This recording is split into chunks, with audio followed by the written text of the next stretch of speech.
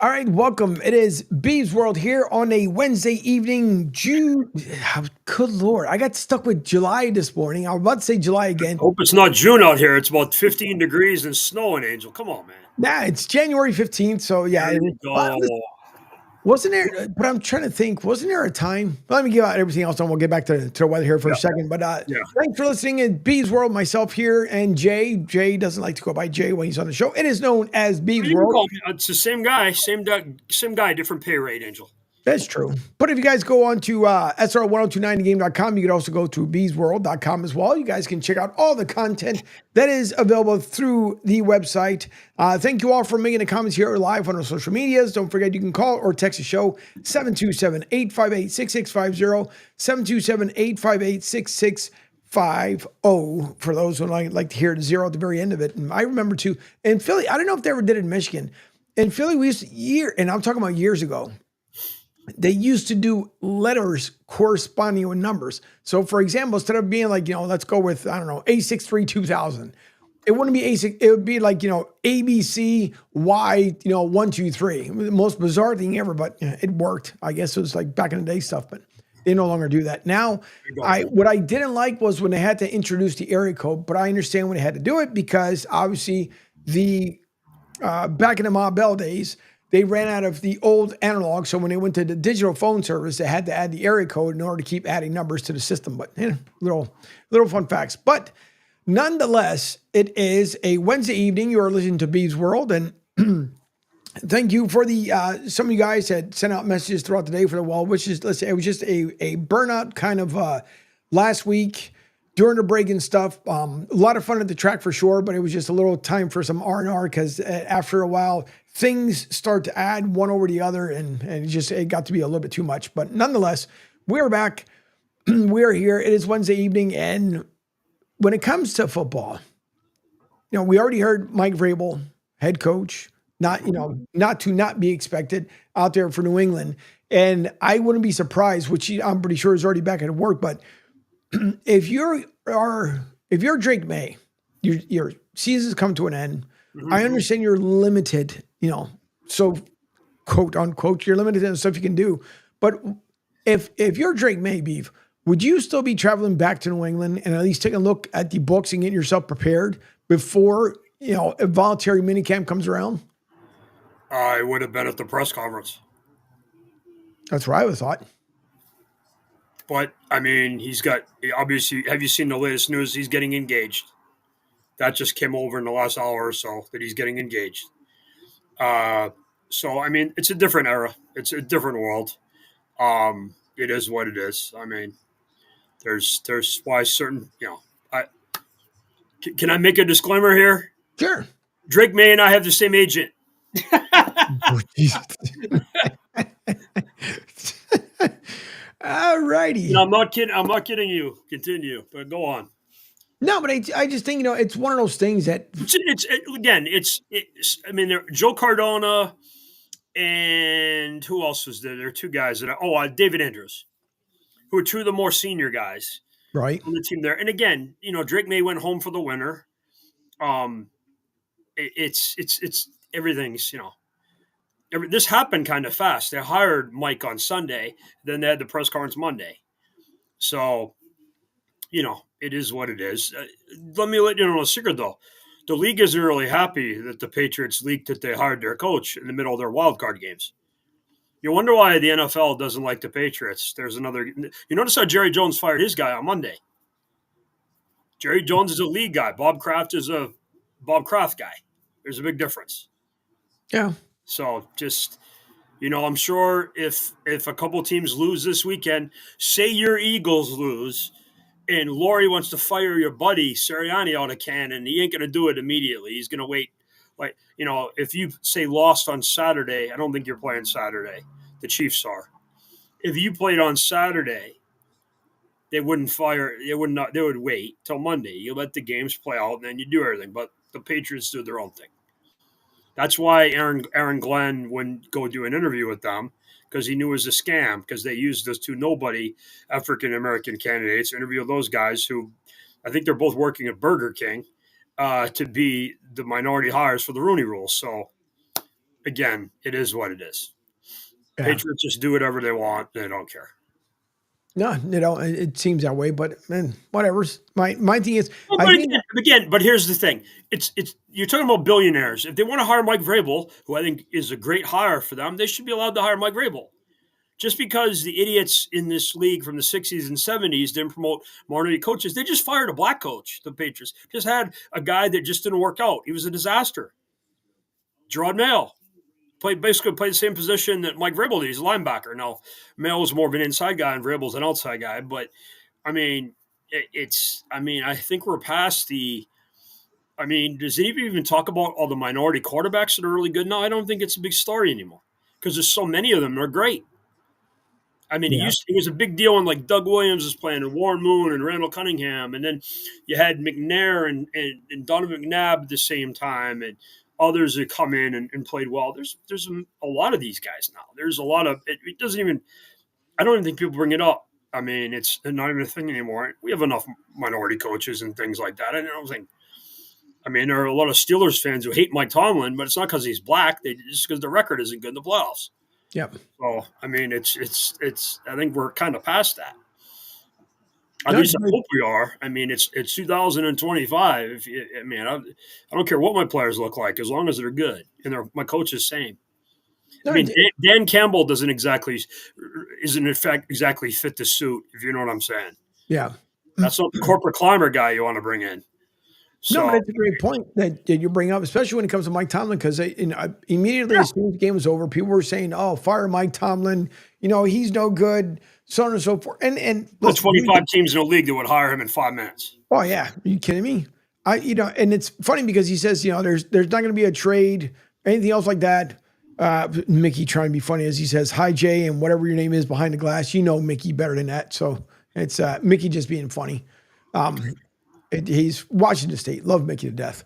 He's been a fan of the network here for a while. But to me, he says there's no trade clause or anything else. And you also had Davante Adams earlier on yesterday, and I mentioned on my show this morning that he said he would love to play with Mike Tomlin. I think it would be a great fit for Davante Adams and out there in Pittsburgh. But I wouldn't. Who's throwing the ball? Yeah, I think he would be. I think Mike Tomlin, even in Chicago, if Chicago wanted to make a trade for him, he would do well. Would make sense. Mike McCarthy for Chicago or Mike Tomlin for Chicago. They need an adult head coach. They do, which it's to me. I think it was just bogus. Anyways, everybody knew pretty much Dallas was not going to do anything with Mike McCarthy. I think it was wrong for him to wait until the day before they actually couldn't make an offer. Yeah, they could have traded him to the Bears. Right. But I just think it's embarrassing though too for the organization. They haven't done anything, and then so you bring in, and I'm also not thoroughly convinced that Deion Sanders is an NFL coach, and again has nothing to do with color. So I don't want anybody to start attacking anything about color. To me, and a coach for about 5 minutes. That's what the point is. Yeah, Deion Sanders is he's already said he wants to, if he's going to go anywhere, if a position in Florida was available, that's where he wanted to go. Now. Does it mean the Jacksonville Jaguars? No, he was talking about either the Gators, Florida State. What's that? Florida State. Yeah. But who knows? I just think not only that, but if you're going after Shedeur Sanders, I forgot where they're not even top 10. They're somewhere, 20th for the Cowboys? So to trade up to get the 1-2 combo, you would have to give up a lot to get Shedeur. And Want me to give you a start? Sure. Call the Cleveland Browns, give them Micah Parsons, and you're one. Yeah. There you go. That's a done deal right now. But then not that I guess. And just because the Browns haven't suffered enough, Angel, they signed Sam Darnold.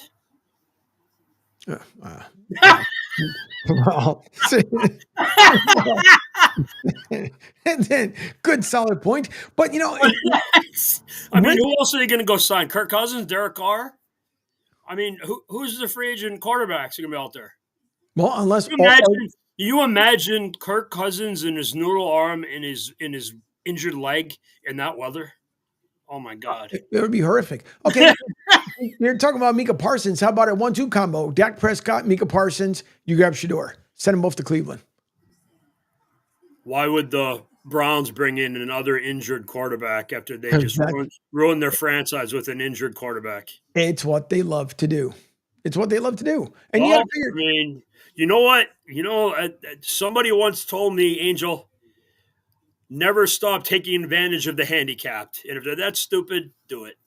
Right. So I mean, I want maybe the Browns don't know Dak's leg fell off. I mean, I don't know. I mean, did they know Dak's hurt? I mean, maybe they don't. Do they have televisions in Cleveland?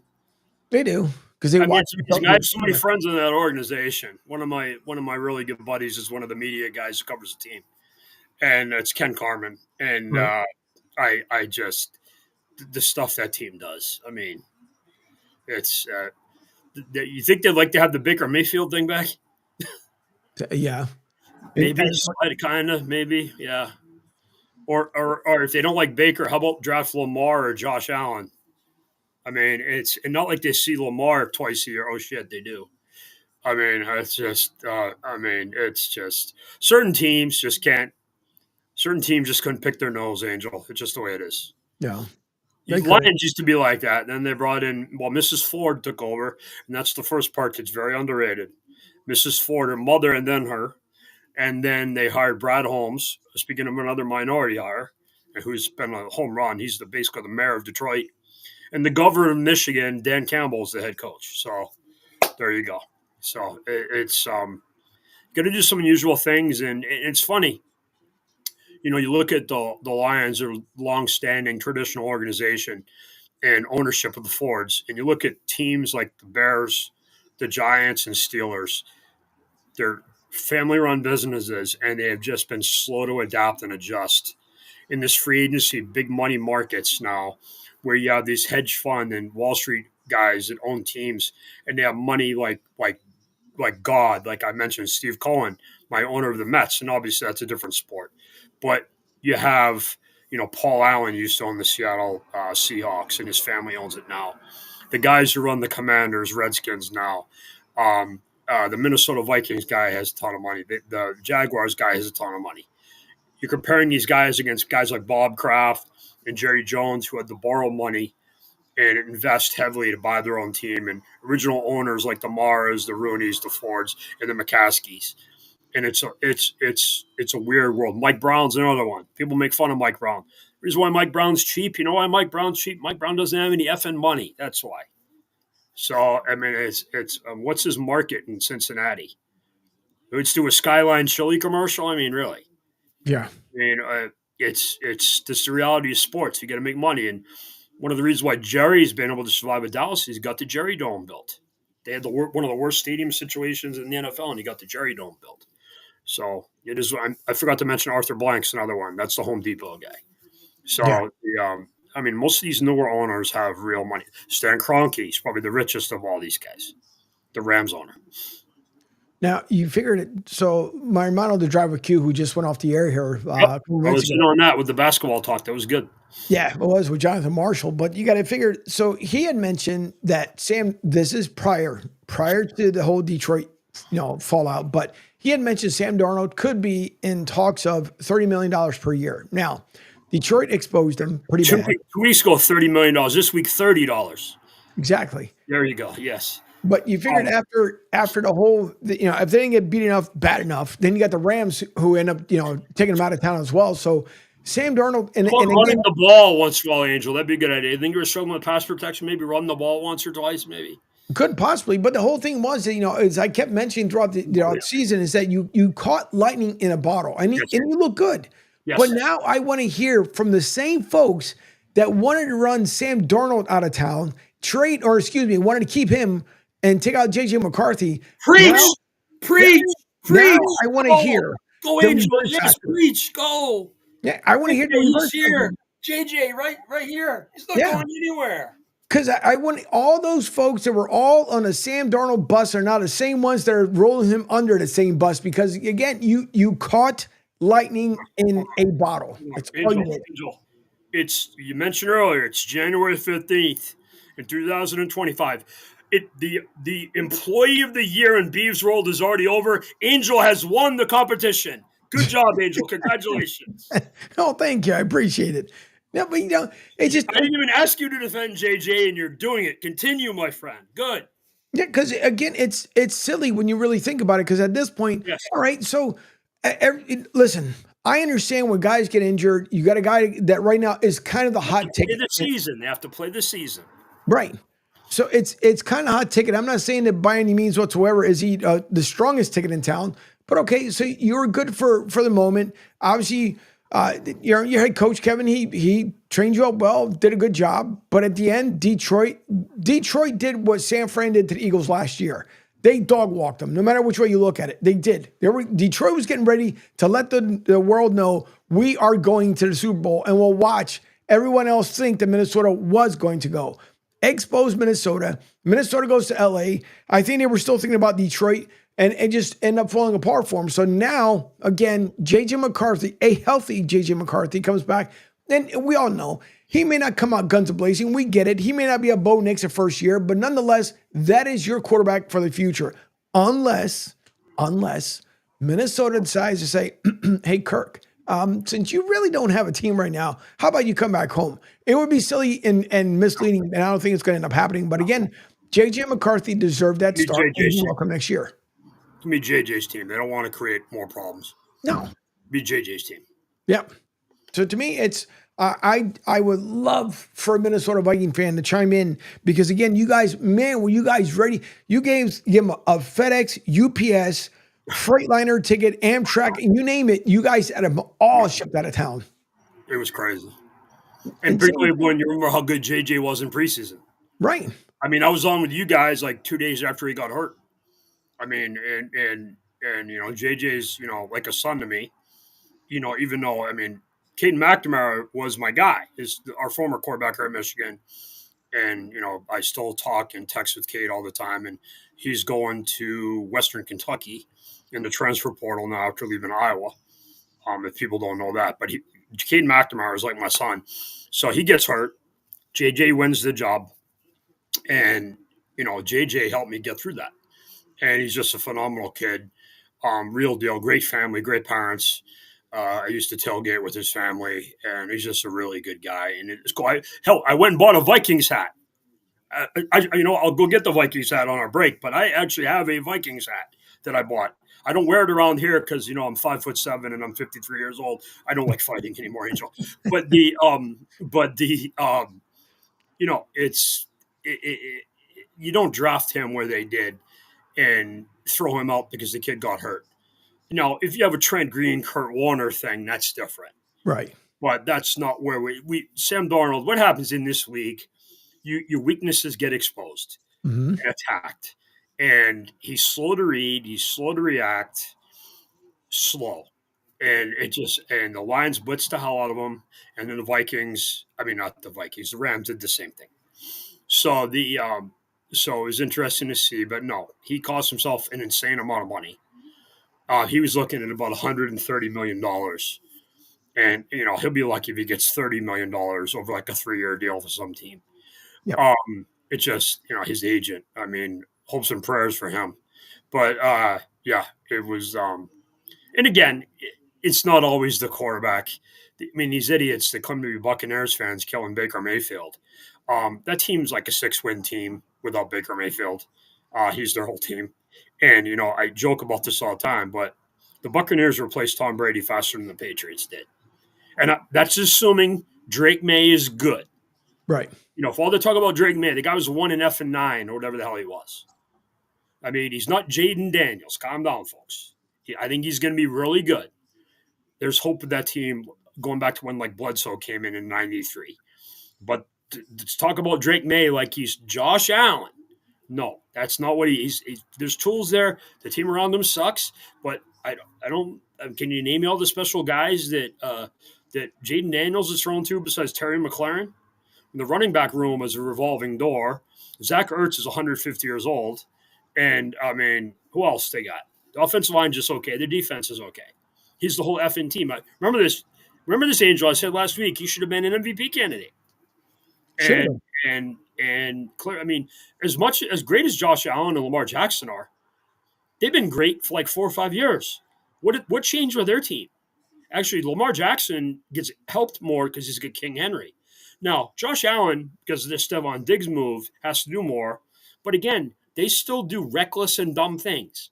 Like that fourth down play that the Mhm. Bills went for, and Josh Allen just threw the ball up for Ty Johnson, the back of the end zone, when they needed 1 yard. That's the type of play that got them beat last year against the Chiefs. When they had a field goal to go, and Josh Allen's thrown the ball 25 yards down the field. Why? Get 6 or 7 yards. Did you not watch my friend number 12? That's this guy right here. What would Tom have done when he knew he had a field goal? He would help his kicker. He'd get more yards. Instead, hero ball, and that's what gets these guys beat.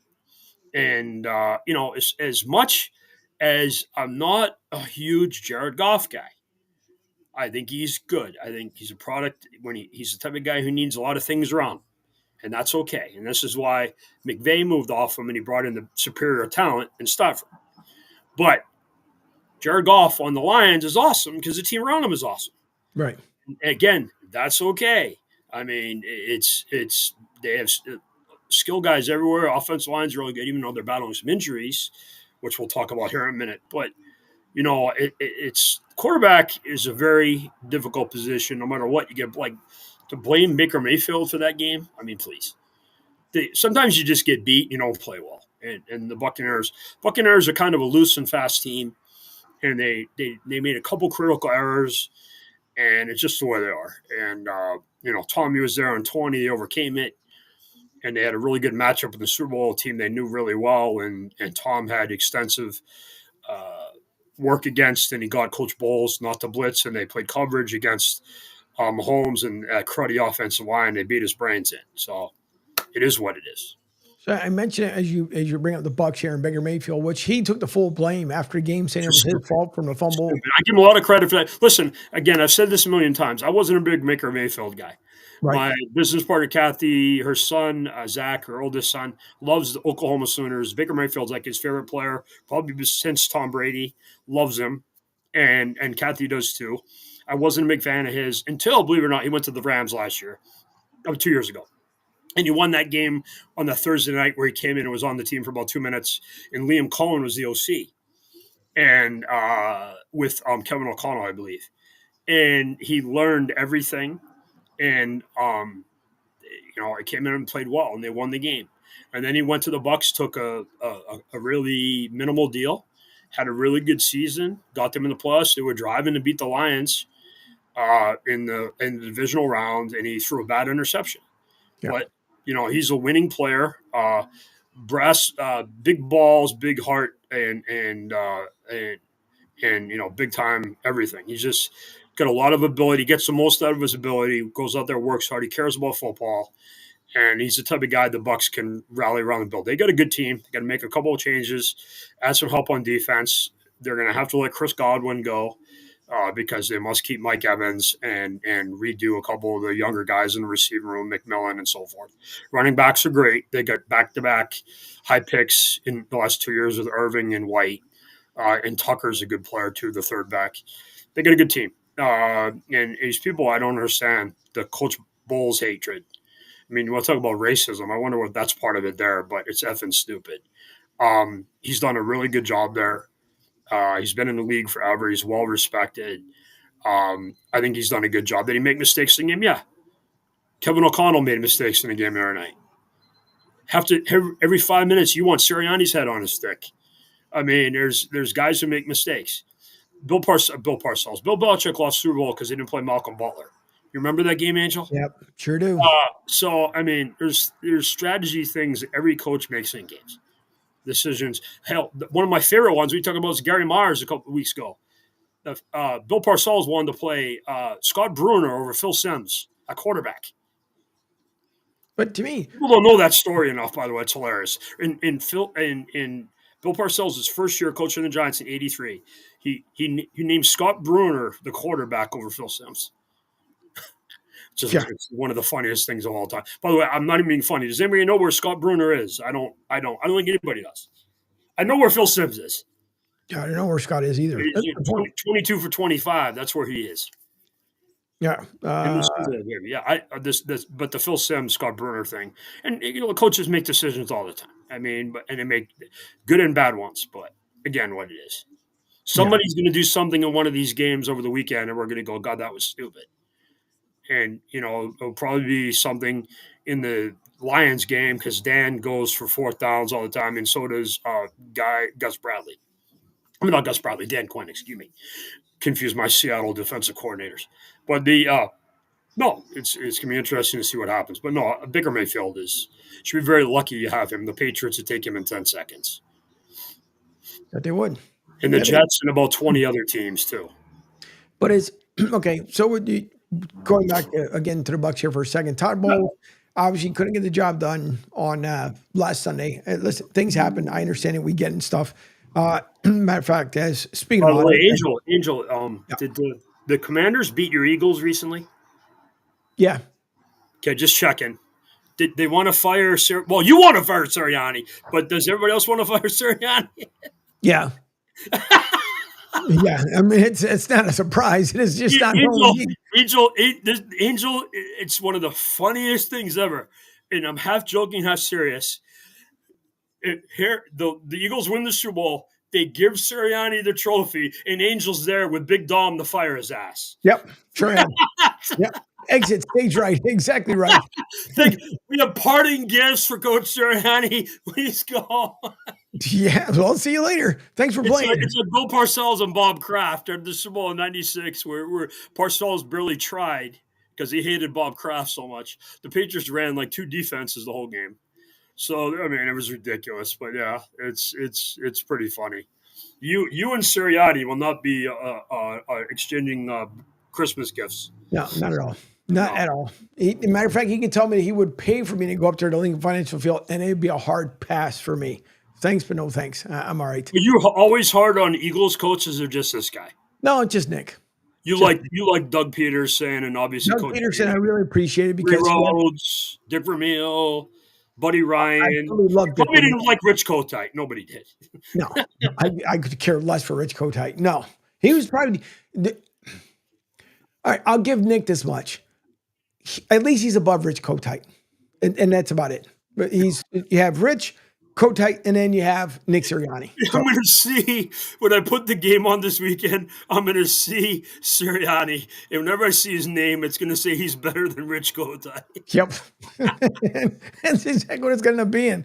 No, because Dougie P, even Buddy Ryan, as many people had friggin' disliked Buddy Ryan.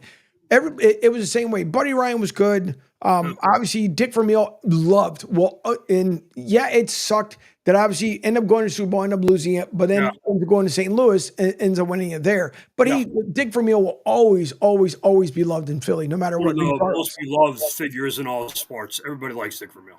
Yeah, even when he was doing ABC games with Brent Musburger, our staff loved him here at Michigan. He was around all the time. He was just an awesome guy. And he held an underrated part in us getting Coach Harbaugh to come here. That people don't really? Know. Oh yeah. Interesting. You might know somebody who talked to him about it. Oh yeah. Yeah. Yeah. You can figure out who that is. Yeah. But right. we a lot of these longtime coaches all know each other. Right. Whether it's good and bad, they all know how to get hold of each other. And Coach Vermeil had a lot to do. Actually, one of the people I wanted, because I never thought in a million years that Harbaugh would come here because of the whole NFL situation. I wanted Herman Edwards. I thought Herman Edwards would be a good coach here. And by the way, it's just funny. I had so many call me a stupid MF and tell me that Herman Edwards would never coach college, and he's coaching college like 2 years later at Arizona State. But whatever. So the reason why I knew Herman Edwards wanted to coach college is I watched him on TV and he said it once. So there you go. Amazing when you learn and listen and you pay attention. Exactly. So when people by their words and actions will tell you what they want to do. Yep. All right, I'll get the guess from guys. We were talking about Todd Bowles, but no, and it's the same way like Andy Reid. Andy Reid will always be loved in Philly. Yeah, it's again another one that absolutely sucked. Go to the Super Bowl, end up losing it. Now you win 3 over there in Kansas City. It's crap that happens. But again, he was well loved, well received in Philly. But with Nick, he just irks me. It's like, He can get up his own way. He steps in his own stool half the time. I mean, hang on. You know what? I just thought about something else. You have, let's see. I said Rich. He's better than Rich Kotite, Mike McDaniel's, Nick Sirianni. Mike McDaniel's, that whole situation where he came forward with the guy skipping his meetings and being Yeah. late. You think that any organization, you think that somebody's late for Mike Tomlin or John Harbaugh or Dan Campbell's meetings? No, not at Okay, all. Are you kidding? so please Especially tell with me what Tomlin? to No. tell me. I'm kind of telling you what they need to fire him. Yeah, they do. But what is the deal? Like I Well, don't get the it. other thing is they need to fire Tyreek Hill, which is a whole other story. There's two guys. There's two guys that are wide receivers in this league that need to be on new teams next year: George Pickens and Tyreek Hill. Those are the two obvious ones. But the rest, I mean, like it's just they don't respect the guy, and it's just they're walking all over the guy, and he's like the substitute teacher, and it is what it is. But we'll see. But I don't know what to tell you. It's just, yeah, I don't know how bad a coach he is. He's a good offensive coach. Um, I don't like Sean. I don't think Sean McDermott's a very good coach. I think he's good because he's got Josh Allen. And he's supposed to be a defensive guy, and their defense isn't very good. And that'll be shown up on when they play the Ravens, unfortunately. But yeah, I don't think there's a lot of dumb guys coaching in this league. I mean, I tell you about somebody like Canales winning 5 games with that team in Carolina, and say what you want about Harbaugh, what he did with his team, and his brother obviously is good, and I can't stand either one of them. But and then somebody like everybody tells me how great Kyle Shanahan is. Every time I see him in a big game, he's pissing his pants and doing something stupid. Yeah. I love Sean. I love Sean McVay. You know what? A guy I think I like. I like the Jonathan Gannon guy in Arizona, but I don't like his quarterback. And I love Demasio Ryans. There's another Eagles background guy. There's a couple other guys. I mentioned Canales. I like Todd Bowles. Uh, I like Coach Taylor with the Bengals, but he's hamstrung by the ownership there is just stupid. They're about to screw their whole team up with the T. Higgins, Jamar Chase, Joe Burrow thing. We've been talking about that. They fired the defense coordinator. They let all of his good players go, and they spent on offense, so the defense was bad. So that was the defensive coordinator's fault. I love how that works. Yeah, they let all their D linemen go, and they drafted an offensive lineman from Georgia, and then he got hurt. Yeah, I mean, it is what it is. They're all hired to be fired, Angel. They are. By the way, Casper guy, before we go into our first break here, says, "What's up, Beav? Come on, Bowles has to go. He has horrible time management and doesn't know how to throw a challenge for like." And you know who else used to be really bad? And you're about to back me up on this, Angel. You know who used to be really bad at time management and clocks? Andy Reid. yeah, Terrible at it. yeah, Look it up. true, so true. I mean, again, they didn't lose. They didn't lose because of time management. I know about the 10 seconds at the end of both halves. I know. Okay. You know why they lost the game? Because they ran out of defensive backs to cover Terry McLaurin, and they didn't convert that goal line play. Where they had the problem with the center exchange snap thing going off with the audible. That's why there's 2 points. There's 2 swings right there. That team to get that far after Chris Godwin had his leg broken and all their other defensive backs getting hurt, led by Antoine Winfield and so many other guys in their team getting hurt. They had a good year, and that's a good team. They got to make some changes.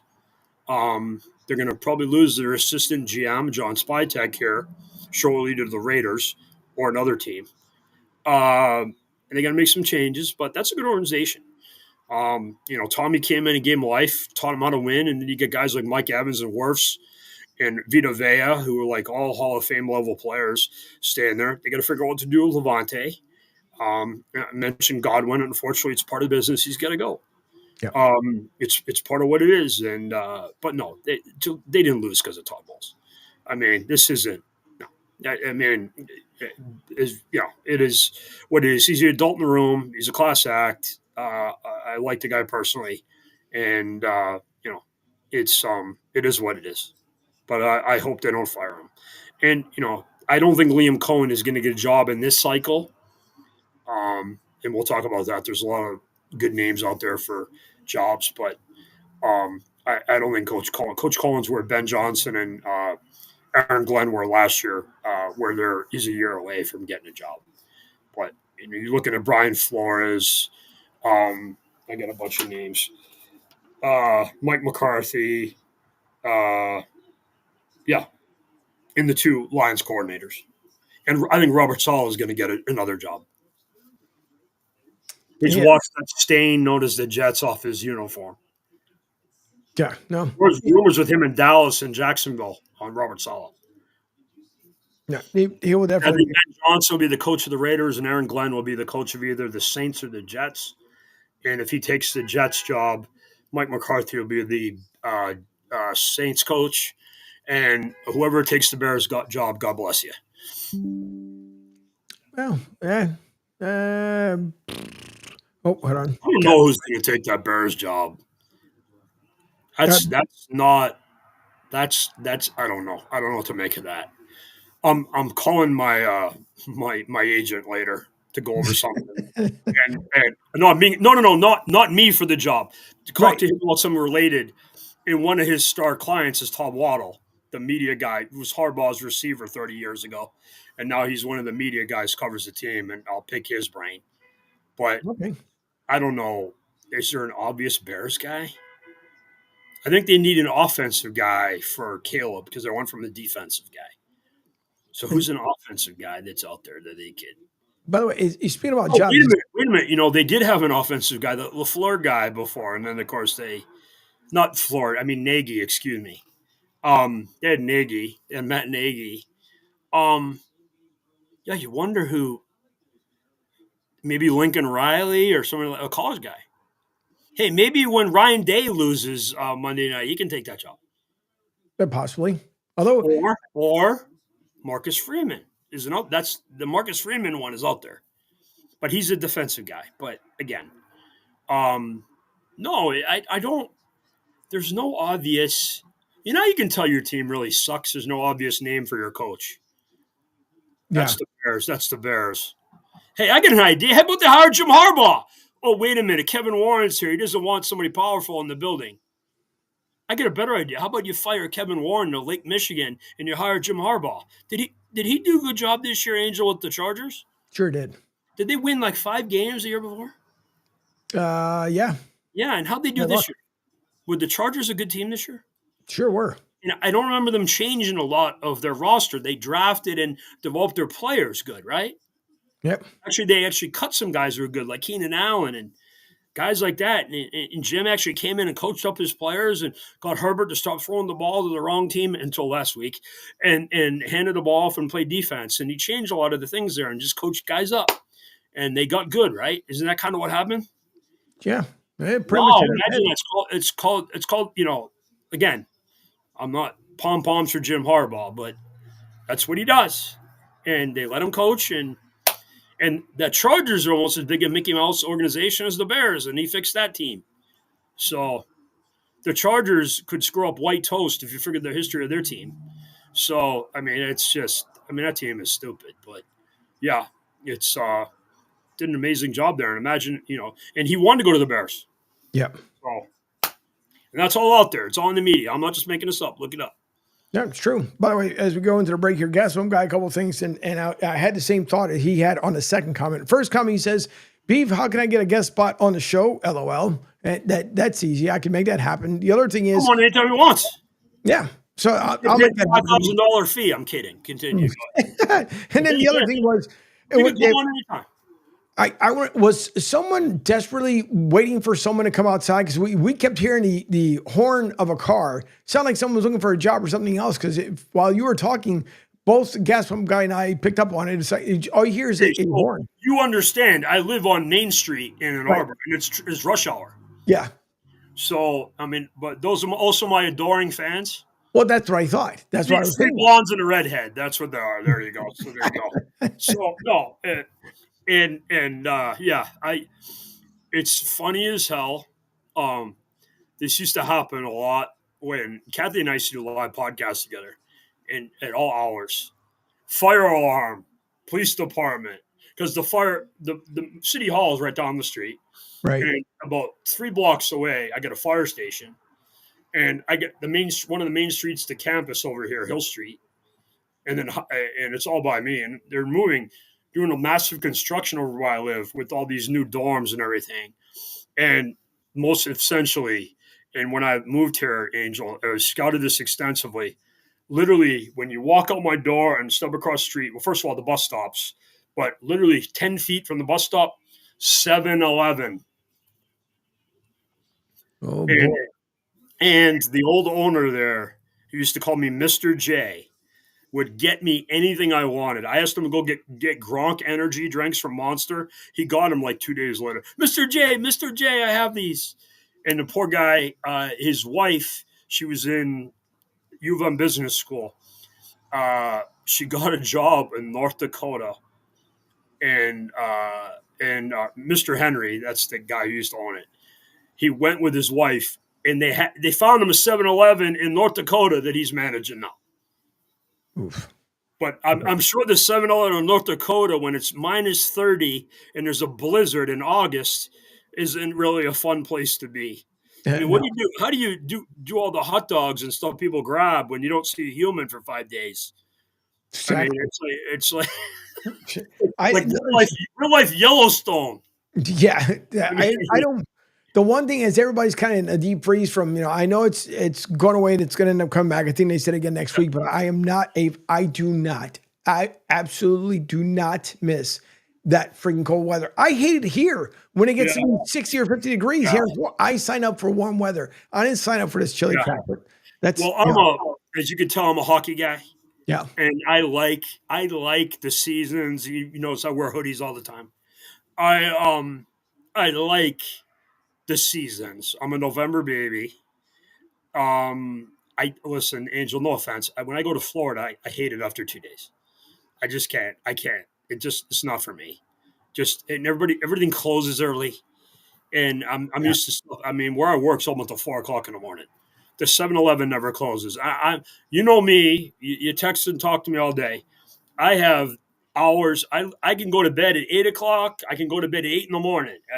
When I get tired, I go to bed. When my phone stops ringing, I go to bed. And it's just those seasons are now the hard part for me, and it's coming up is Michigan baseball season because I go to every game, and this goes back to my buddy Coach Bakich, who's now the Clemson coach. Eric Bakich was here, and no matter what, we get the shittiest weather every year at the games, and the games start in March and they go to May. Like last year, one of the coldest days of the year was the Michigan spring game, football. And then I had to go over to baseball. Right. And for that, it was awful. I mean, and Kathy and I were at the game. She brought her family and her son and other people. It was freezing. It was colder at that game, and the spring game was like in March or maybe early April, and it was colder than any of the football games during the year. It's just the way the seasons work here. It's crazy. It is. By the way, Duncan Dad says he listens to his body's circadian rhythm is VIP. Listen, it gets to be that way.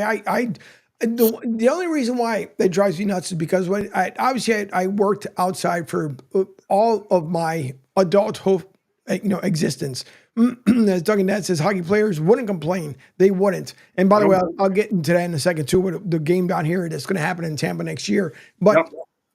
My thing is, the only thing I hated was because when it gets cold outside, it's the same way. Like, so I'm hot just in nature, meaning I'm always constantly warm.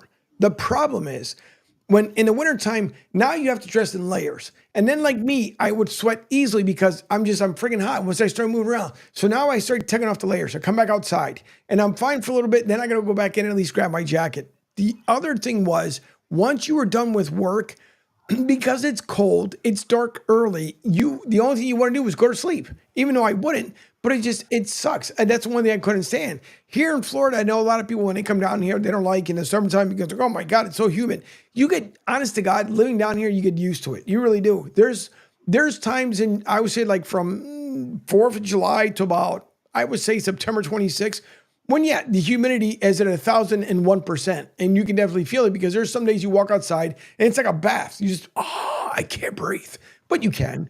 Yeah, but the funny thing is, so people complain, they're like, oh my God, it's so hot. There's a whole Gulf of America, as is being renamed from the Gulf of Mexico, but there's a Gulf of America. You can jump right on in and not have a problem. So it just makes me laugh when people are like, I hate it. It's like there's AC everywhere, anywhere, especially you go to the malls. There's an ice skating rink in a mall down here in friggin' Pinellas County that if you want to go to it. So it cracks when people talk about it. But Gaslam guy, and I know I keep saying I'm going to the break and we are, but he says, do you think the Bruins will go far and make the playoffs or even make the finals, eventually win the cup, which they've won before? But well, let's see. I'm 53 years old. The first time the Bruins won the cup, well, the second time they won the cup in my lifetime was the 2011 team, and then they won when I was 6 months old. So what is that? Twice in about 50 years. yeah, The Bruins are an interesting team. They're like being right now. They're like a mid-level NBA team. They do certain things well. They played really well last night. They're not going to be big buyers at the deadline. I think they'll be more sellers, but they've had years of bad drafting going back to the famous 2015 draft, and they're competitive. They spend to the cap, so they trade draft picks and players, but they're in a transition. They get a nice little bump with the coaching change. They're going to be right on the line to make the playoffs. Honestly, I wouldn't mind if they kind of just missed them and traded a couple of guys and got some picks back and young players. But they're just an offensively challenged team. But Swayman's been playing well, and they had a really nice game last night, and they won 2 fights, so that was good. it was good. But last night's game was an interesting game. And the Lightning are a lot like the Bruins. They've had a lot of success. They're in transition. They let Stamkos go like the Bruins let Chara go a couple of years ago, and then Bergeron retired. So they're in a transition, but they have really good coach, and Coach Cooper is one of my favorite people in the sport. He's just awesome. And and they got a great goalie, and they got Victor Hedman, and they got Cirelli and Braden Point, who needs to show up on time for things. They got a good team, and Kucherov obviously is pretty good. But they got a good team. They got a winning culture, so it's hard for teams like that have had success. I mean, the Bruins won the most games in the league over the last 20 years, and the Lightning are right there too. So I think the Bruins will be there, and I think the Lightning will be there too. But they're both in a transition. The Penguins are going through this too with the Crosby, Malkin, Letang groups, another one. Rangers have just had a weird team. The management screwed their team up with the Jacob Trouba and other things that happened. So it's Eastern Conference is very interesting. And our buddy Torts doing great things with the Flyers, Mr. Angel. Yeah, sure is. It's one of my favorite people in sports. Tortorella is awesome. Yep, sure is. Flyers going to get there. Flyers going to get back. I give them another year, and they should be finally making a deep run in the playoffs. You like Mikolov? You like the young Russian playing? Yeah. You like him, or does he make you nuts? No, I like him. You have to be nuts. To play in Philly, you have to be nuts. So no. I mean, he does dumb things with. He's a one-way player. He's not Bobby Clark. Let's just put it that way. That's the best way. Yeah, no. The best way to describe it. He won't be out killing penalties, Angel. Nope, he sure won't. I like when I make references to people like that. I hope you like Cam York. That's one of my U of M guys. Yeah, I like him as well, but I like making a reference to people like to Bobby Clark, and they have no clue what it is. You have to have, first of all, chiclet teeth. As much as you get his knocked out, but no one knows about that one. Guess one guy, by the way, says, "Listen, I give you my Bobby Clark story. When I was like 6 or 7, I went to the old Boston Garden, and I was waiting by the tunnel for players to come out. And Bobby Clark kind of stands out. You know who Bobby Clark is. Yeah. And this is when Paul Holmgren was on the team. And they had a good team then. And I sat and I talked to Bobby Clark for about 5 minutes. And he was getting ready to leave. And he said to me, "Hey, kid, thanks. That was cool." I go, "Well, thanks, Mr. Clark." He goes, "Oh, you're why we play. You pay the bills." Just a good dude. And it gets a bum rap from a lot of people because he's a mean, vicious competitor. And he's nasty, borderline dirty, like Gordie Howe and Mark Messier and so many other guys, both Kachuk brothers and so many other guys who play in the league now. Mm-hmm. But man, he was he was something. Legit living legend. It was. Absolutely right. As I was getting asked one guy here, he says, listen, I'll take the heat over the cold because heat, I feel I can find a way to get cool, to cool down, but the cold, I feel no matter what I can do, never get warm beside going inside. And then he also said, I was upset about them letting Stamkos go, but they are doing better than I thought they would without him, and which is a very good point. The other thing too is, here's the thing. Can I talk about the Stamkos thing? Sure. You replaced Batman with Robin. Jake Gensel is not Stamkos. Well, no, it's because again they have to. That was a personal thing with the management and Stamkos. It's a lot like the Pete Alonso thing with the Mets right now. Yeah, you got to figure out what's best for your team. The Mets did not go out and sign Juan Soto to not have somebody around to hit with him. Okay, he had his great season last year with Aaron Judge. So Stamkos and Gensel together would have been a nice offseason. Instead, they dicked around with Stamkos. He got pissed off, and he got a good deal in a good hockey market. People notice Nashville's a cool place to play. Mm-hmm. So, and that's why he left. Now they're not having a good year, but I think the Lightning missed Steve Stamkos. There's certain guys that should never leave a team, and Steve Yzerman was the guy here, and he was your GM, and now he's the Red Wings GM. But there's certain guys that should never leave the team, like Bobby Clark with the Flyers, and I hate to do this to Bruins fan, Bobby Orr, and Ray Bourque. The Bruins. And another one. Now, he played for another team before he had his success. But you get Phil Esposito to talk about what the Bruins did to him. Oh, my God. Oh, my God. He didn't come back to the Bruins forever for years, what they did to him. Where he just signed a big extension and he took less money to stay with the Bruins instead of going to the WHA, and then the Bruins traded him. And man, they traded him to the Rangers, who were ass. So it was just it's a world. That's why you have unions, people, and player reps. They're flawed at times, but Esposito had rights. He's one of the best players in the history of the NHL, and they traded him over money. Yep. So it's funny to replace Bobby Orr, who they wouldn't pay. They brought in Brad Park, and that was part of the Phil Esposito trade. By the way, the trade worked out great for the Bruins, but didn't work out great for Phil, unfortunately, who's one of the great ambassadors and player combinations in the history of the NHL. That's one of the funny things about the NHL, Angel. There's a lot of really good guys around the sport that were, great players, and you have a lot of them live down there. I mean, when I was lucky enough to meet Gordie Howe a bunch of times when I was up here. By the way, the biggest hands I've ever seen in my life on a human being. And, I mean, his hands were like bigger than my head. And Ted Lindsay and so many other guys around here. But Bobby Orr, Phil Esposito, obviously Gretzky, Mario. I mean, they're guys we grew up watching. Bobby Clark, I mentioned. Bobby Clark would meet you and probably then stick you upside the head with his stick. So that would be, pretty funny. But it is what it is. But, yeah. All right, we are going to go into the break as we've gone an hour straight without taking one, but we're going to make sure we take one because we have some folks here that like to support the network. So when we come back, we'll get into what the Lightning are thinking as far as this whole ice thing. The Rays still don't have a home. And oh, by the way, a current head coach from Notre Dame says that college right now is much better for him than the NFL. So we'll get into that and more as you're listening here to Beav's World on the Coastal Sports Network. Don't forget, you can call or text the show 727-858-6650 and leave your comments on the show so as you guys have done so.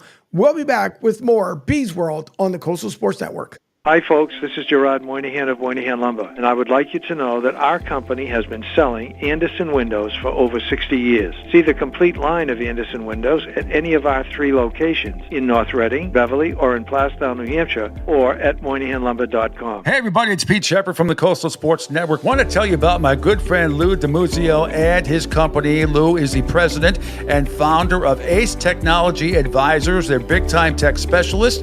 At ATA, they're able to craft craft, implement, and manage the best and most appropriate solution for your business. They leverage their industry-leading experience and their portfolio of technology partners to improve your best practices and infrastructure. So you can get a hold of them at 888-599-4223. That's 888-599-4223. Check them out on their webpage, www.acetechadvisors.com. That's www.acetechadvisors.com. Or you can email them, sales@acetechadvisors.com. Check out my friend Lou DiMuzio and Ace Technology Advisors. US Kids presents What to Expect When You're Expecting. A teenager. Learning the lingo. Today I'm going to help parents translate teen slang. Now, when a teen says something is on fleek, it's exactly like saying, that's rad. It simply means that something is awesome or cool. Another one is totes. It's exactly like saying, totally, just shorter. As in, I totes love going to the mall with Becca. Another word you might hear is jelly. Jelly is a shorter, better way to say jealous. As in, Chloe, I am like so jelly of your unicorn phone case. You don't have to speak teen to be a perfect parent. Thousands of teens in foster care will think you're, rad just the same. To learn more, visit adoptuskids.org. A public service announcement brought to you by the U.S. Department of Health and Human Services, Adopt U.S. Kids, and the Ad Council. This is the story of a very special woman. In a matter of seconds, she turned herself into a great mathematician or an entrepreneur. Her knowledge was limitless and still is. She could also make monsters disappear, especially those that lurked in the shadows under the bed. Once, this woman put back together a teenage girl's broken heart, which had been shattered in 1,000 pieces, just by giving her a bear hug. She masqueraded as a regular person at work, but as a superhero at home. Everyone knows her as Gabriella. I still call her Mom. Your hero needs you now, and AARP is here to help. Find the care guides you need to help, complete with tips and resources at aarp.org/caregiving. A public service announcement brought to you by AARP and the Ad Council.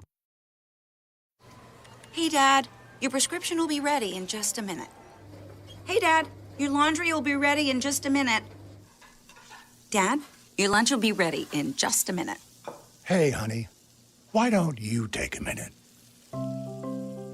When you help care for a loved one, you give them as much time as you can, making sure they're safe and comfortable. But it's just as important that you take some time for yourself.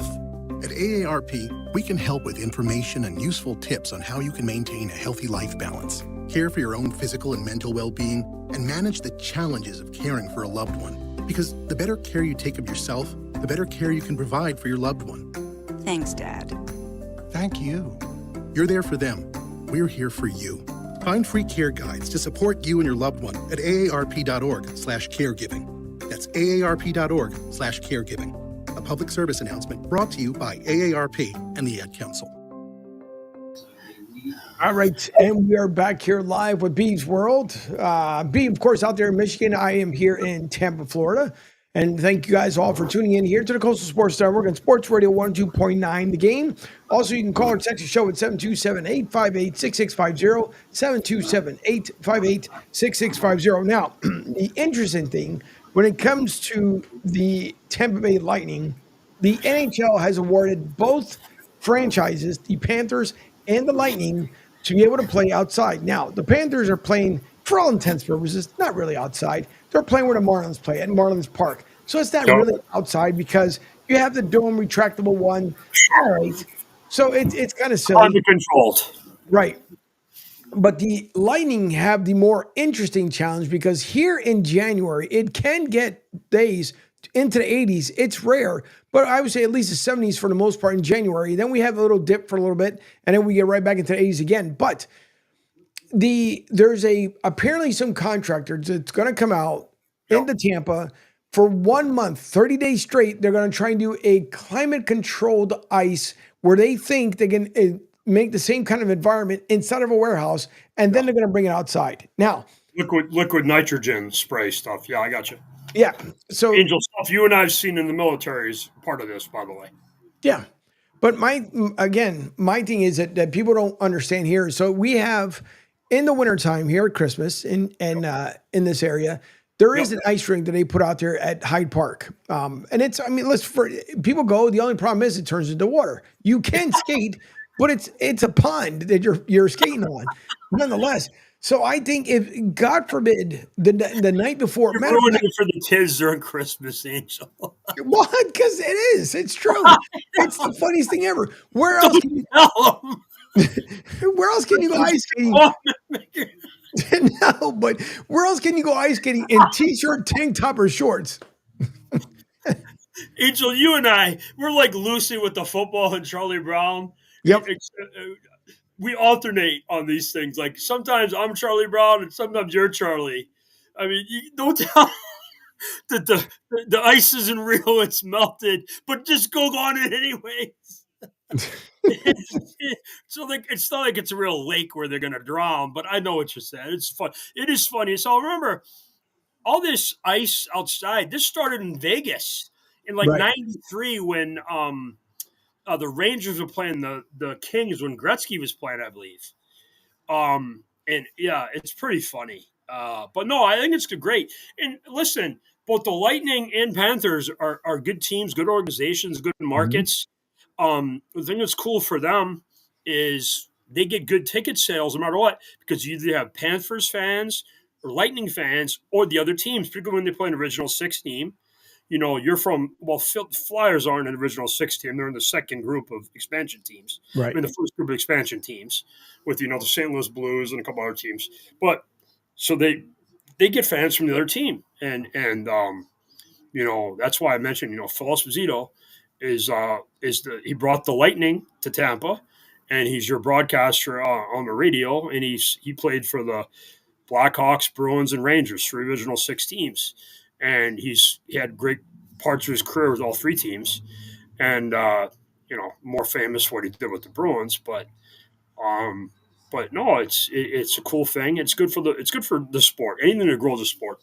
I mean, I mentioned Nashville earlier. People laughed at that. That's one of the best franchises in the league. Yep. Really. Yep.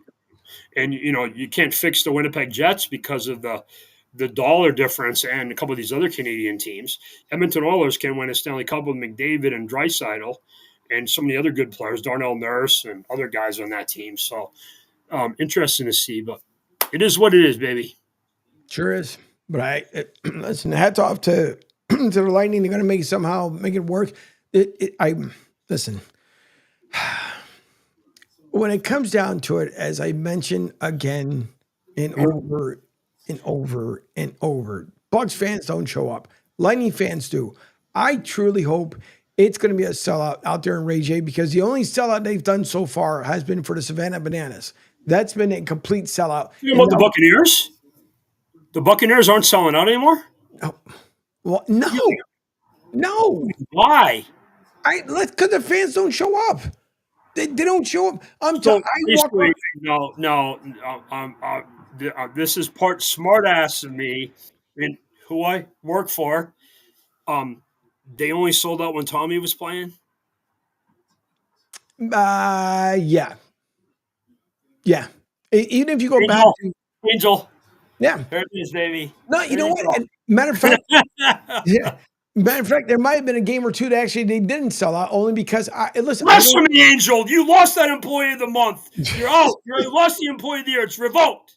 No, the thing is, everybody goes to see Tom play. I'm kidding. Go ahead. I don't understand the whole thing when it comes to Bucks fans. And listen, it's a great team, great organization, great fans, the management's awesome.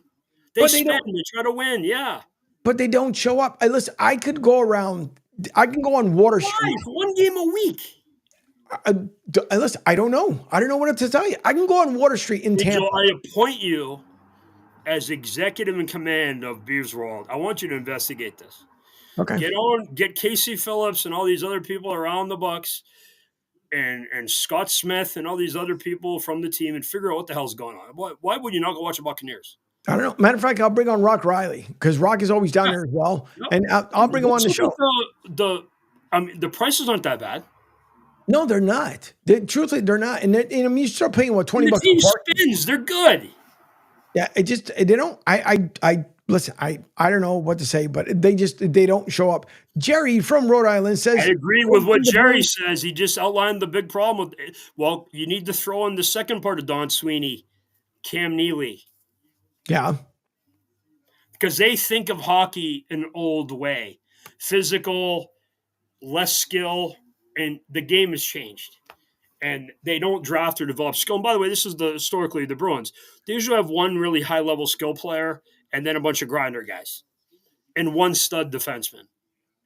And usually have a pretty good goalie. I mean, historically, look at their teams.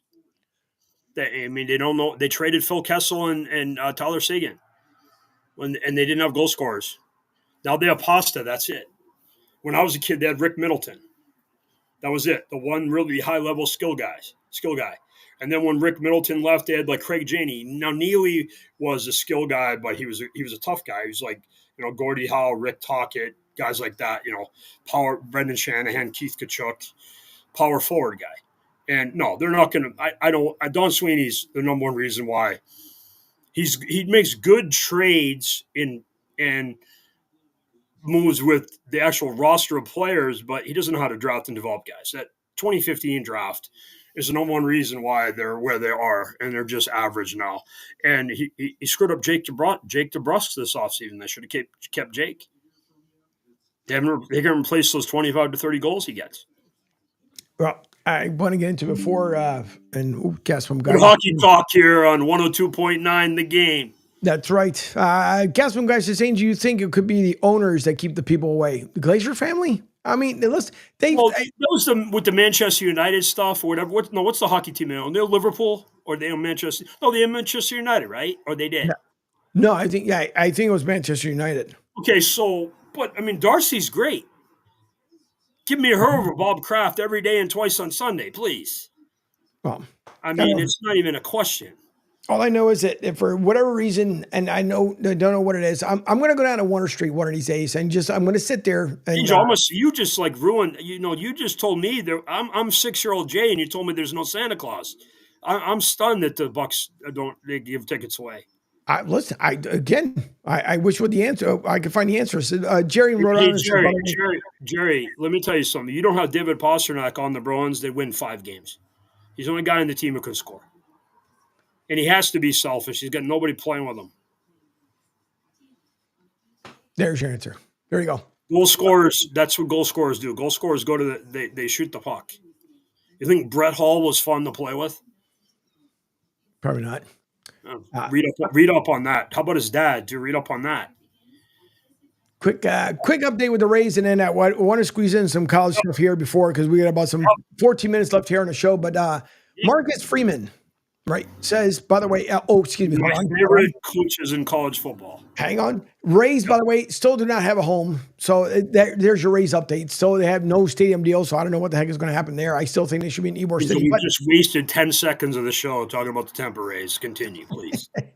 And so Marcus Freeman says Notre Dame might be better than any NFL job. Some people say that he should be in the NFL. Listen, right now he's turned that university around. Got him now into the championship game of all the championship games in college football. They'll be playing here on Monday, January 20th against Ohio State that Beav absolutely loves and raves about all the time. In case you guys missed it, so you guys don't know, at Beav's place, before the show comes on, he hits a button just like an I Spy, and the wall turns around from Ohio stuff until Michigan stuff. So just some inside stuff you guys don't know about, but but nonetheless, listen, Marcus Freeman. Fucking Day couldn't lead me to a blonde. Please continue, go.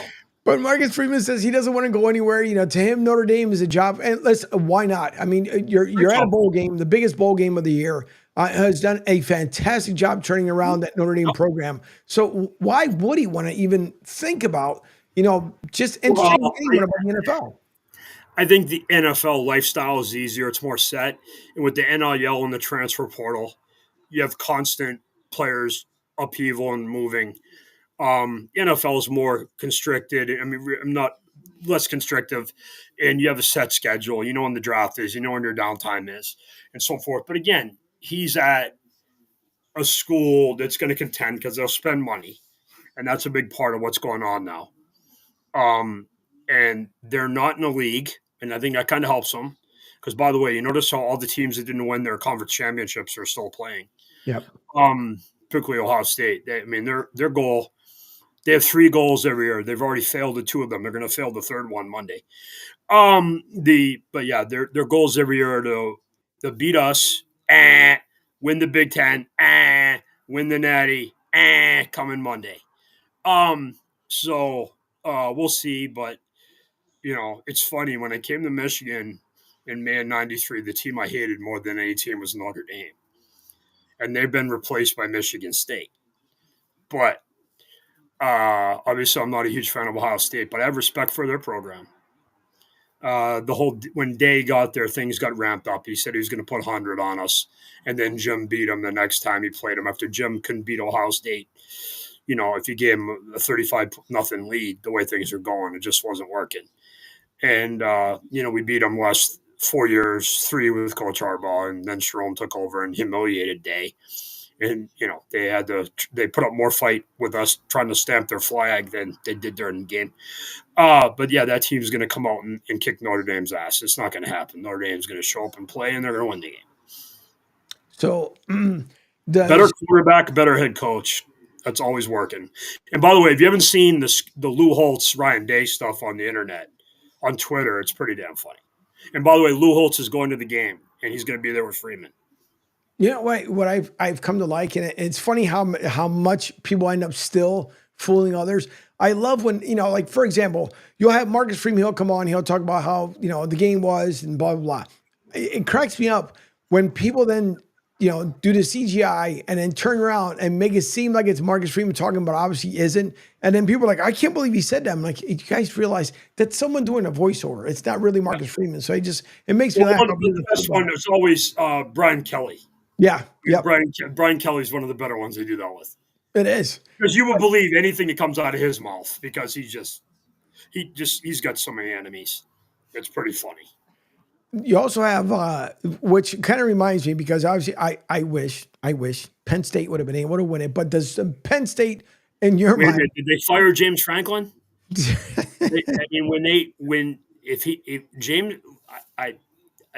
There's death, taxes, and James Franklin loses big games. Now Sark is approaching his level because Sark, I got all the playoff games right, and I got 5 out of 6 in the NFL. And I never do that. I'm not good at picking games. But I said to you and Pete over and over again, Sark and James Franklin, particularly with their 2 banana head quarterbacks, are going to lose. They're going to find a way to lose. And God bless them. Both did it. They came through in the clutch. Sark's running wide sweeps on the goal line, and James Franklin, hey, let's have Drew Orlar throw. There you go. Here comes my cars. There you go, Angel. Here they are again. Right on cue. Let's see. Okay. We got an ambulance. We got an ambulance. That's for James Franklin in his contract. And no, it's going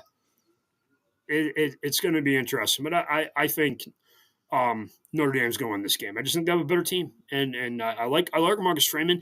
But again, he likes college. He strikes me as a college coach. I mean, there are certain guys. I mean, I just think and that's a good environment for him. And they're going to have a good team here for a while.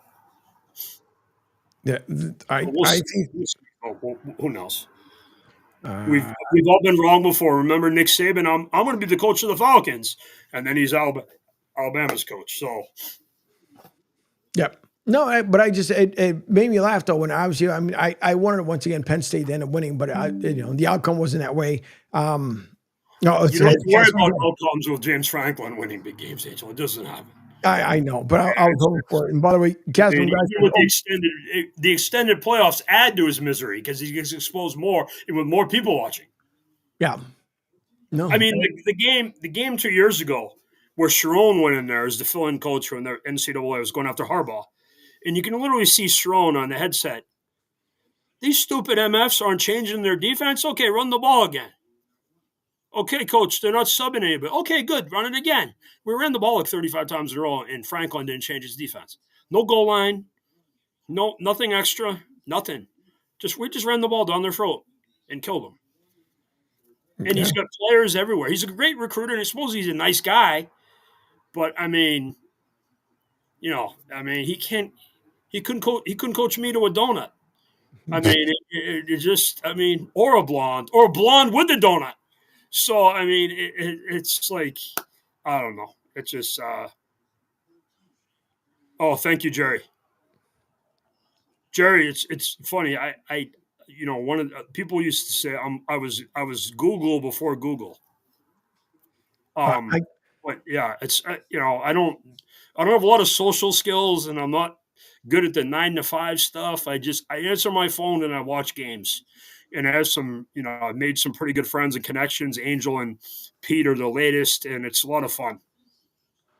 And I'm a New England guy. I'm from Andover, Jerry. I'm from Andover, Mass. If you didn't know that. And my high school coach at Andover High was the late great Dick Collins, who's a Rhode Island guy. Helped get me into Michigan. Completely changed my life. Yep. And the minute I said who I played for, Pete knew exactly who that was. So I mean, he's a living legend. And lived like 5 doors up from me, by the way, when I was growing up. Wow. So he saw some police cars going by too, Angel. He sure did. He sure did. Arresting my special teams captain. What the hell?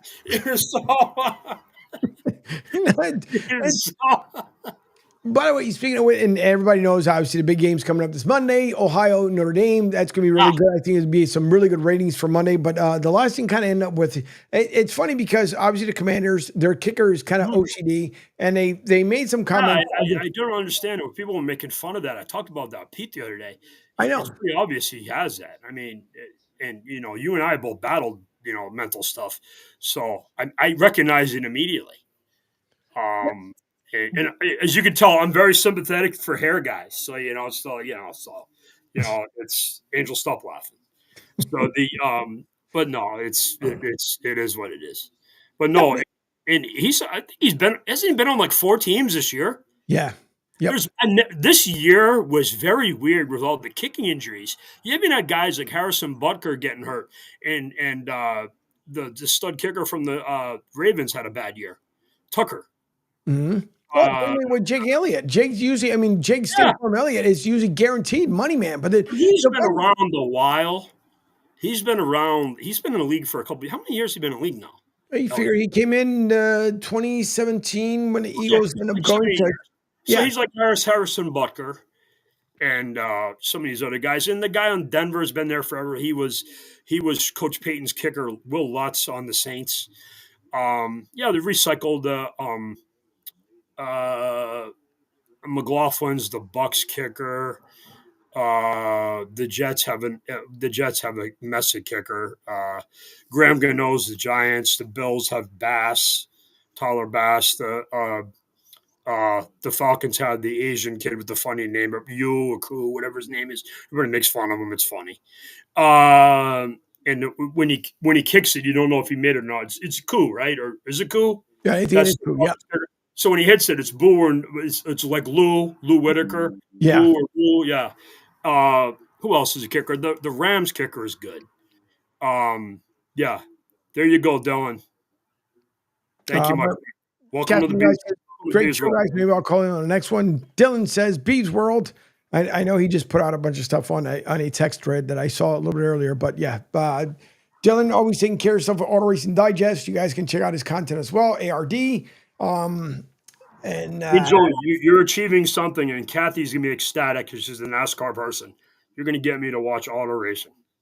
That's okay. That's the whole. I won't jump out of my window. I'll actually do it voluntarily. Yeah. Listen, it'll be good. Dylan said Dylan McLaughlin's his name. I believe he's from University of Illinois. And Dylan should know because he used to have his dad has season tickets until last year, and that was it. He was at the game on Sunday, so he got to be chilly on a chilly night with watching the Bucks lose. Angel, how have the fans in Tampa taken the loss? The same way they take the wins. They don't care. because they don't show up. I mean, it's that simple. It doesn't matter. So they win, lose, draw. It doesn't matter. But listen, Walmart has more decorative stuff for the Bucks than I swear it. From September until January, I may see half a T-shirt and half a jersey that combines it into one. That's about it. I swear it. I don't get it. I really don't. Listen, Eagles fans, Phillies are about to come down here next month. Down in Clearwater. Yeah. Guaranteed the season will be over. There'll still be a ton of Eagles jerseys out there, along with Phillies ones. Don't get me wrong, too. But so is Philly, of the pro teams in Philly, the Eagles are the biggest? Is it not? The Phillies have been good for a while. And the 76ers have been interesting, going back to Dr. J and Moses Malone. Yep. Bobby Jones and Maurice Cheeks and those guys. So it's an Eagles town? Oh, yeah. Oh, yeah. What's number two? Probably the Flyers? So back in the day, I would rate Flyers, Eagles. I was looking at the name of our company, Angel, Broad Street, South. There you go, baby. Yeah. So you would think, back in the day, I would definitely go Flyers, Eagles, Phillies, Sixers. And then it started kind of to shift around. Then it became more of the Eagles, Sixers, Phillies, Flyers. Flyers they've stayed in that fourth spot for the longest, but they finally jumped up to third because the Sixers now are not doing anything. And then they changed their mind. And they're not going to go to Center City. They're going to stay in South Philly. Killed that team. Yeah, so it's just it's a freaking mess. By the way, two last comments here. One is Gaston guy says, "Do you know who was a good kicker there, Beav? Matt Bryan for the Bucks. That dude was phenomenal. Used to kick for the Giants when I'm a Giants fan. So he's the Giants kicker when Kerry Collins and Shockey and those guys were there. Yep. Dylan lost says that game when the snapper missed. The snap was bad against the 49ers in San Francisco. Matt Bryant was the kicker on that team. Dylan says, by the way, we got a big weekend partner up with IMSA team. So now you can watch IMSA racing with us. I know he's going to be there for the Rolex 24. That's coming up next week. Eagles are probably the most important Philadelphia team at the moment. Yes. And then Dylan follows up with Eagles, Phillies, Flyers, Sixers, Union, Wings. Hold on. Let me think about that. Eagles. Dylan, find me on Facebook and add me. You can reach out anytime. Dylan. Angel knows how to get a hold of me if you can't find me. Angel knows how to get a hold of me. Yep, no, for sure. He has to bail me out of jail 3 nights a week. So there you go. I would go with that list. Eagles, Phillies, Union, Flyers, Sixers. Nope. Hold on. Eagles, Phillies, Union, Flyers, Wings, Sixers. That's how that list would go. The Union is the MLS team? Yes. And their MLS is big. People don't realize that on the East Coast, MLS is big. MLS and obviously LA. But MLS originally was a lot of East Coast teams. And what are the Wings? Wings like lacrosse? Wings are a lacrosse team. Lacrosse team. Yep. Lacrosse also is big on the East Coast. Again, you get Syracuse and some of these other John Hopkins. And I got you, John. Angel's here. We got you. But the MLS, by the way, is a good product because they control the money, and now that they have Messi, it's a good business model how it operates. Yeah, people don't understand and not look it up. It's very interesting to look at. Yeah. By the way, guess what, guys? We close it out here. He says that's crazy. I can only say around here, meaning Fort Myers, you will see people in Bucks gears stuff a lot during football. He also played for the Falcons, being a kicker, but in Fort Myers, probably so. Here, Tampa, the home of the Bucks. No. Matter of fact, you could have an autograph signing down there at Sparkman Wharf. I would say, let's just say they invited 500 fans. 499 would wear anything else except the one Bucks fan that would actually show up. That's why they call it One Buck Place, because it's only one Buck fan that shows up there nonetheless. But Rick says, by the way, greeting, gentlemen. Greeting, Rick. I'm pretty sure home from Southwest. Rick, when you say greetings, gentlemen, you're talking to me? That's okay. It's okay. Ladies and gentlemen, I'm not. No, I'm kidding. Yeah. And quick messages are coming in. Dylan says the NRL is a great league. Rick says, Angel, glad the Sixers won't be downtown. Yep, I'm absolutely thrilled. I think they should have stayed in South Philly. I think it was a game between Josh Harris and Comcast broke the cord. Comcast sucks anyways. And I just, whatever. Oh, such a bad They're company. freaking horrible. Dylan says that's not completely true. My friend Bucks fans represent Dylan. You're not going to win that argument. Not here in the Bay Area. You should know you live down the street from me, so knock it off. Gasman guy says soccer has really become popular in the last couple of years. Yes, it has for sure. But Dylan, you come on, stop it. Yeah. Stop. Dylan, we're trying to close the show. Angel's got things to do. Exactly. And, There you go. the only thing, Dylan brought that up because he knows I can't stand that chant. There's nothing worse when you go to down. And listen, I'm just saying it from my perspective. But the first time I went to a preseason game for the Bucks, that BUCCANEERS, go Bucks. It's too long. It's way too long. But people like say go Bucks. Exactly. Rick says made me wonder if Days will do the same. The Rays, excuse me. If the Rays will do the same. Nobody cares about the Rays. That's the whole point. The Rays have no idea what the hell they want to do. The Rays could play in the Atlantic Ocean. Nobody cares. It's sad but true. It's so sad but true. Almost like I talked to Angel and other people around Tampa who know things. I mean, nobody cares. Nobody cares. There's more people in my bathroom sometimes than there are at Rays games. And that's pretty bad. But nonetheless, thank you all. Thanks, Rick, for tuning in here at the last kind of minutes of the show. Thanks to Dylan, Gasman Guy, and he said he'll probably end up calling in for the next show. Who knows? He may show up with a video. Mickey, thank you. Thank you to everyone who texted and texted in the show and your social media comments. Have yourselves a great night. Coming up right after Beav's World, we'll be talking hoops as they get into some NBA talk, and the NCAA will start paying the women's basketball teams in March Madness tournament starting this year. So I'm pretty sure they're going to break that down as well. So thank you to Beav. You go, Jay. Right there on your show, buddy. Yes, at 11 o'clock. So Beav will be joining at 11 o'clock on Friday. Thanks, Angel. No, you're welcome.